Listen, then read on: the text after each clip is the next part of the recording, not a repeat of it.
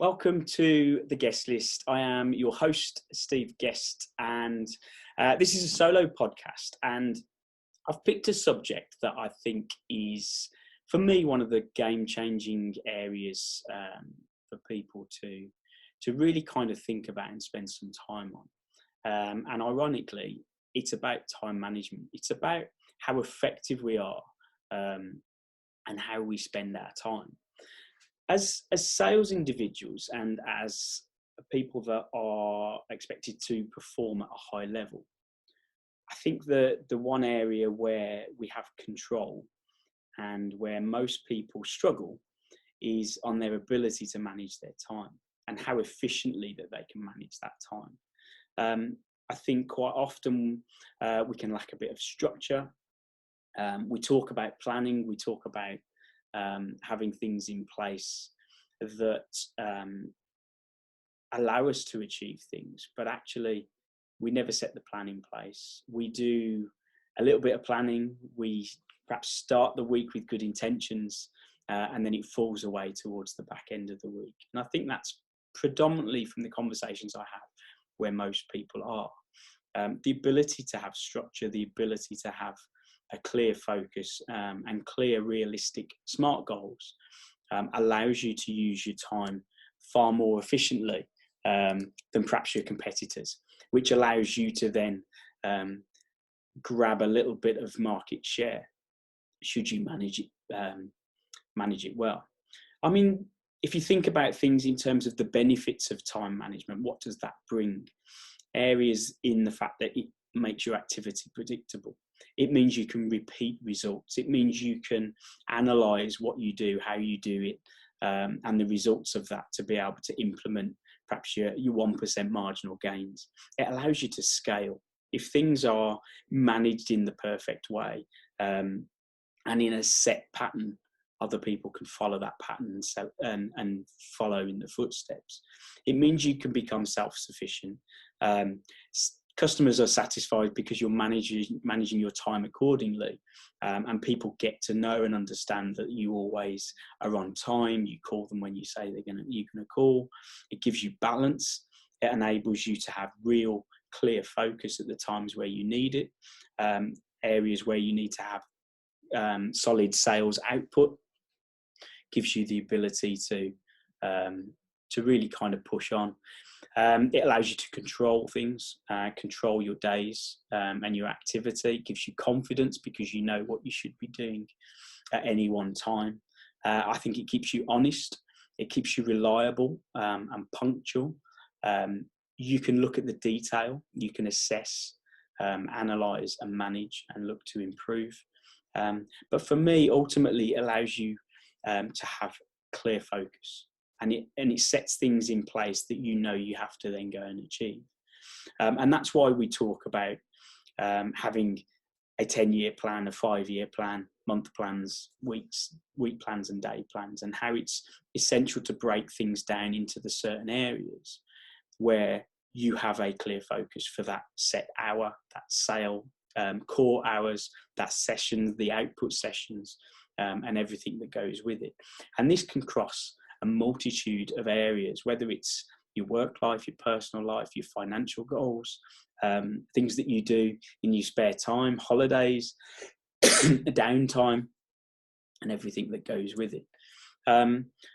For me, if you can break down the hours and you can analyse your time effectively, you will always achieve more because you remove the elements of procrastination, of distraction. You know what you've got to achieve and what you're setting out to do. And as I say, you can implement those 1% marginal gains to improve. A small story, even if it's my experience of working with recruiters. So quite often, recruitment offices can be really busy. The phones can be going consistently all day. And you can have individuals that are very quick to answer the phone, which is fine. But quite often when you answer the phone, it's an incoming request. So it's not you working on your outbound sales. It's not you working on your agenda. It's you answering the phone to answer a query or a question that somebody else has. So if you spend your days answering the phone and not dialing out the phone, you are always working to someone else's agenda. And quite often I'll have conversations with sales professionals and they'll be like, oh, I had such an amazing day. I've been so busy. I fielded all these calls. I've passed on messages. I really feel like I've got lots done today. But actually, when you really assess the output and what they've achieved, you look at it and you find they've made 4 outbound sales calls, but actually not stopped all day. The problem with that is the 4 outbound sales calls is what they're defined by. That's where they're going to make an achievement or make a sale or improve their performance. It's not in the areas of taking messages or answering queries on aspects outside of where they're looking to deliver, or perhaps how they're KPI'd or managed or monitored. Just a simple daily task of monitoring your outbound sales calls. So having a tick list of 1, 2, 3 and putting a line through it every time you make a call is a really effective way of making sure that you achieve what you need to achieve in terms of your outbound sales. Really simple task, but very few people do. The importance of planning ahead, the importance of knowing what you're going to do each day before you get there, will ensure that you achieve more of your targets and goals than you would do if you didn't do that. If I know I'm working on a certain individual or a certain vacancy or opportunity tomorrow morning, your mind is already kind of working overtime in readiness for tomorrow morning to get going on that task in hand. If I already know what my predetermined plan is for the day, you're already geared and focused towards that before getting there. And you're not sat there first thing thinking, what am I going to do today? What shall I work on? And then having to create a list or the criteria that you need to get going. Because quite often you can run out of speed or pace or motivation before you even get to the task in hand. So planning ahead is just vital, and it's an area that most people don't do. For any of you that have read Top Biller, I talk about the extended time people, or the ETPs. I wonder how many of you sit there and you look at individuals and you think, how are they getting those things done? We all have the same 24 hours in a day, and yet some people just seem to achieve so much more. And this is generally just down to the fact that they are ruthlessly efficient and pretty selfish with their time. But at the same point, they put a valuation on their time, and they're determined to make sure that they achieve what they're setting out to achieve. I always remember sitting in a meeting a number of years ago, and one of the other directors happened to say, it's okay for Steve, he's got more time on his hands. And that just was so far removed from the actual reality. What was obvious there was that because I am ruthless with my time, everything has its place. Everything is positioned in my days, weeks and months, so I know I can achieve it. I use my Outlook calendar with ferocity, really, because it's just full with things that I need to do at certain times. And that's because I know I need to be ruthlessly efficient. At the moment, I am still recruiting day to day. I run an online recruitment training program. I'm writing my second book. I run a podcast. I've got my free Facebook group. I've got my social media marketing. There is so much happening. And if I didn't have the efficiency, if I didn't have a plan in place, if I didn't have things in place that would allow me to achieve all of that, I probably wouldn't end up achieving anything, and the days would just run away with me. The importance here is that as an individual that's looking to achieve what you set out to achieve, you've got to have things processed in, and you've got to allow time for certain tasks to happen and get them in the diary that they then stay there and you work around it for everything else.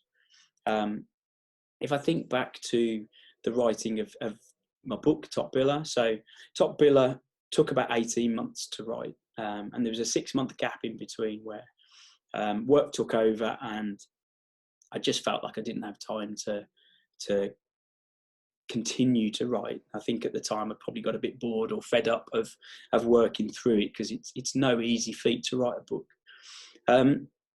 And what I did was, it got to Christmas time and I was sat there thinking, I need to get this done. How am I going to get it? How am I going to get it completed? And I decided that I needed to put an end date in place to get the book finished, which was about 6-8 months away. So I put that in stone. I contacted a publisher and said, right, this is what I'm doing. Can we agree a date to get it completed? So I was committed and accountable to them to get the book finished. But what it meant to get it written was getting up at 5 every morning, from January till about June, going into the office for 5:30 every morning, and having an hour or so to write the content, before getting on with my day as a recruiter and managing the staff that I was coaching and in charge of. And what I used to do was write questions that I felt needed to be in the book the night before. So when I came in at 5:30, I already knew what I was going to write about. And it was just a methodical process that I went through to ensure I achieved the goal. I became an extended time person because I got up an hour or an hour and a half earlier than I normally would, to ensure I could still fit that into my normal working day. Most people aren't willing to do that. Most people won't sacrifice an extra hour of sleep to achieve things. Now, my view is high performance, inspirational, empowering people will always find a way. They'll always find a solution.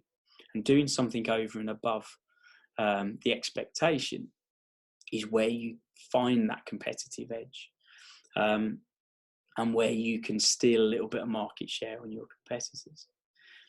So I suppose the question that comes out of that is, how do you create more time? For me, you create more time by being efficient. You use this in terms of creating advantages, and quite often it could just be understanding how you work and what you do. So in the times where you have perhaps downtime, are you driving to meetings? Are you whiling away the time on social media while you're waiting for people to answer the phone?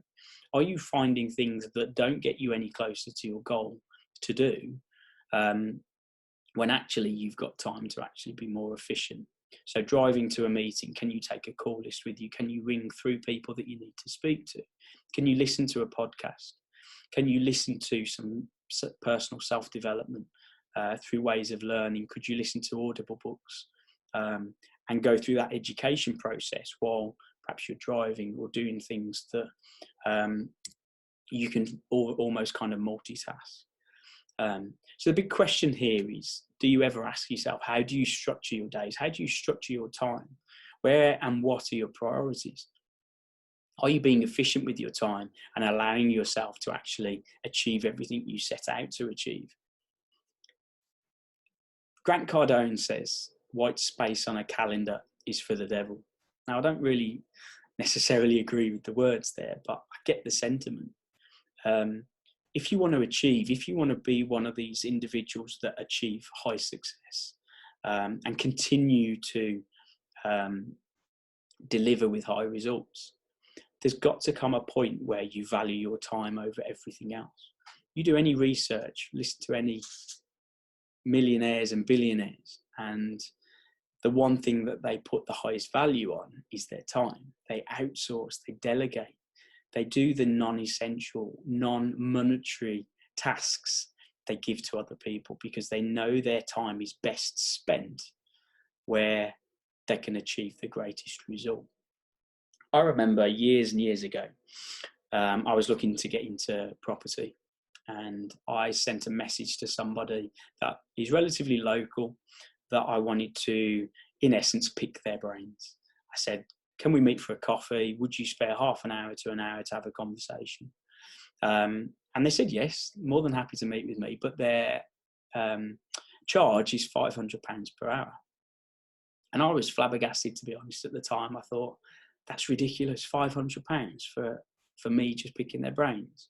But 4 or 5 years on, I completely get it, because that person could be spending that hour making money somewhere else. they're not going to get any value from meeting me. So for them to warrant spending an hour of their time with me, they have to put a value on that. And if I didn't see the value of that £500 at the time in spending it with them, then it wasn't a meeting I was going to take. And actually, I ended up not going to the meeting because I thought it was too much.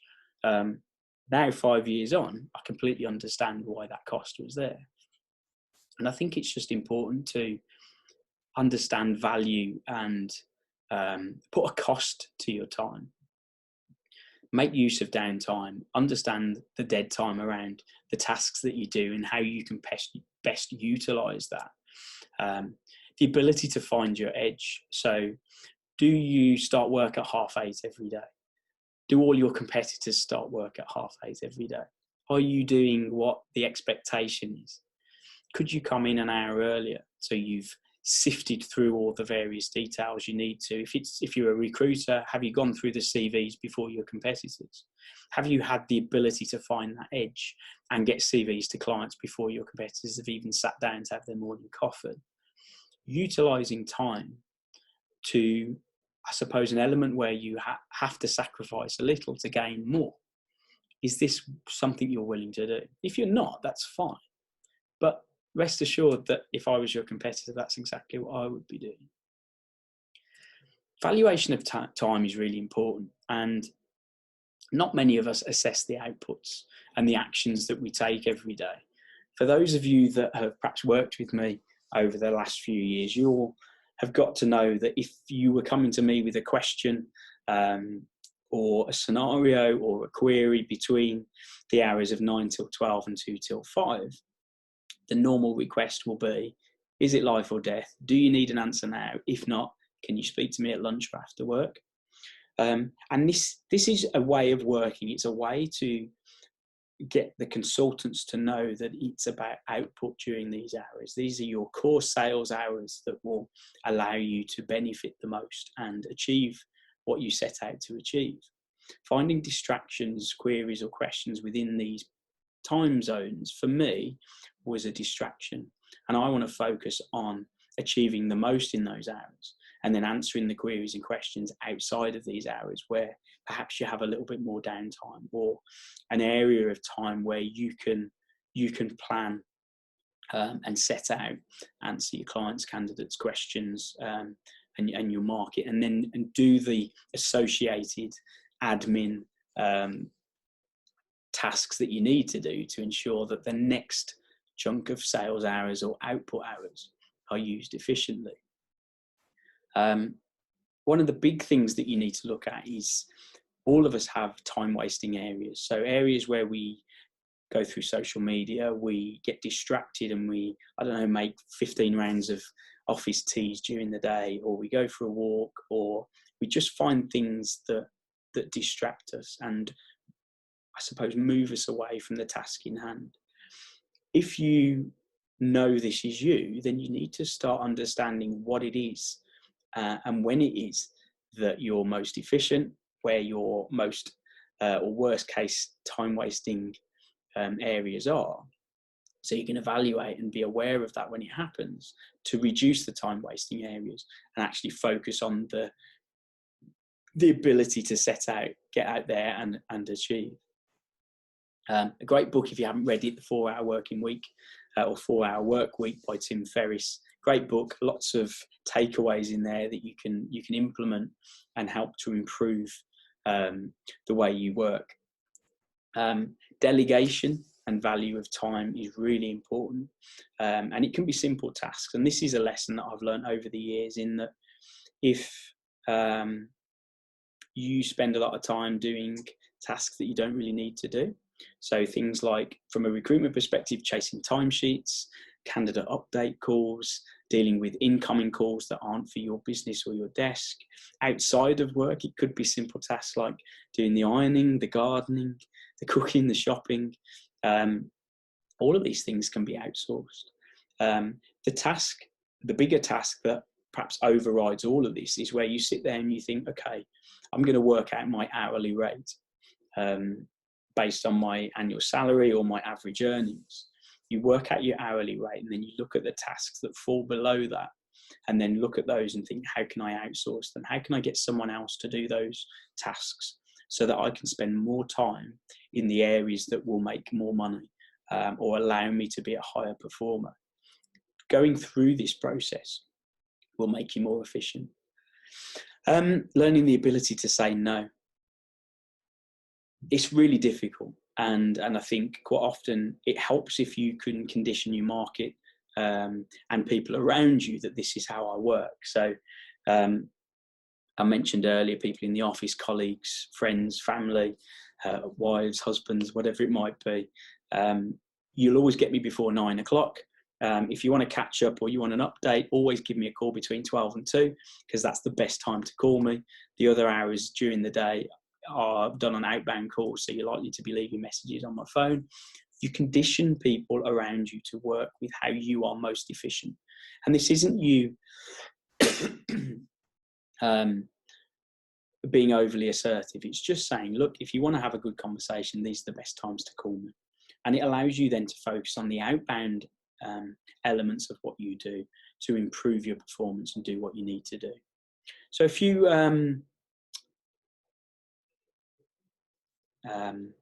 bits of advice that I think would really help. So set a time to everything you do and stay focused. Use a to-do list and have each goal or task broken down into smaller parts if that helps. Definitely have a plan. Make sure you're working towards something. I often reduce my tasks to 3 to 5 must-do priorities. So I have A's, B's and C's. A's have to be done today. B's need to be done today but can go into tomorrow but need to be done. C's can be done this week but again need to be done by the end of the week. But you have a list of priorities of must-dos and must-haves. Mark Twain talks about eat the frog, eat the biggest frog first, i.e. complete the most important task first. That's a way of looking at what you've got to achieve. Delegate and outsource everything that you can. Don't split tasks. Anybody that's read James Clear's book of Atomic Habits, stay engaged on the task in hand and get it complete before moving on to the next one. You've got the 5 a.m. Club by Robin Sharma, obviously creating those extra hours during the day to help you achieve more. Remember to take some downtime though. Remember to go for a walk, go and get some fresh air, re-energize, ready to come back and take the next task, and make sure you achieve it. Stop trying to be perfect. I've learned over the last few years that actually perfection doesn't really exist. So if you're pretty much all 100% there, 75% of the way there is generally my barometer. Just go with it, go for it, and put it out there and make things happen. Impatience can be a good thing. The ability to act on things quickly and get them done is certainly an area that I've had to train and focus on and get my brain more in gear with.